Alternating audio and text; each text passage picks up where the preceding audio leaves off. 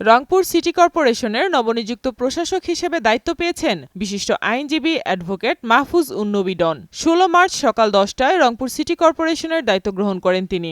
দায়িত্ব গ্রহণ শেষে সাংবাদিকদের সাথে আলাপকালে ডন বলেন, আমার প্রথম কাজ নাগরিক সেবা সবার দোরগোড়ায় পৌঁছে দেয়া, বিশেষ করে কাউন্সিলর অফিসগুলোতে যে স্থবিরতা সৃষ্টি হয়েছে সেগুলো কার্যকর করা। এছাড়া বিগত সময়ে রংপুর সিটি কর্পোরেশনের সাথে অনেক বৈষম্য করা হয়েছে বলে জানান তিনি।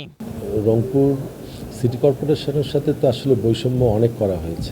শ্যামাসুন্দরী খাল নিয়ে কথা বলতে গিয়ে প্রশাসক বলেন, শ্যামাসুন্দরী খালটি এখন যেমন আমাদের জন্য দুর্ভোগের কারণ হয়েছে, এই দুর্ভোগ থেকে শ্যামাসুন্দরী খালকে রংপুরের জন্য আশীর্বাদে রূপান্তর করতেও প্রয়োজনীয় পরিকল্পনা নেওয়া হবে।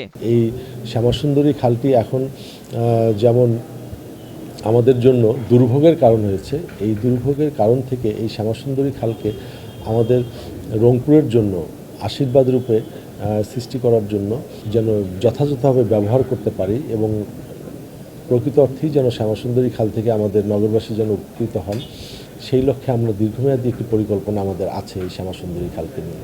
এর আগে দায়িত্ব গ্রহণ শেষে তিনি কর্পোরেশনের কর্মকর্তা কর্মচারীদের সাথে বৈঠক করেন এবং বিভিন্ন সেকশন ঘুরে দেখেন। অবকাঠামোগত উন্নয়ন ও জনভোগান্তি নিরসনে তার সময়োপযোগী পদক্ষেপ নগরবাসীকে নতুন এক আধুনিক রংপুর উপহার দেবেন, এমনটাই প্রত্যাশা নগরবাসীর। সাইমা আক্তার, নয়াদিগন্ত।